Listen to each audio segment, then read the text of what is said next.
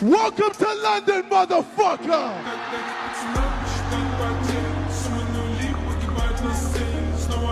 Taptık. Usul lekin. Interesin jeri jok. Londonga işleyen kelgenden ola uş saatni көргөнү келип акчаңызды кетирбеңиздер. Биз болду. Менин TikTok'уман көрүп алыңыздар, мына саат. Жанында стройка жүрүп атты. Болду. Элдер обычный. Баска бир жок да? Ya.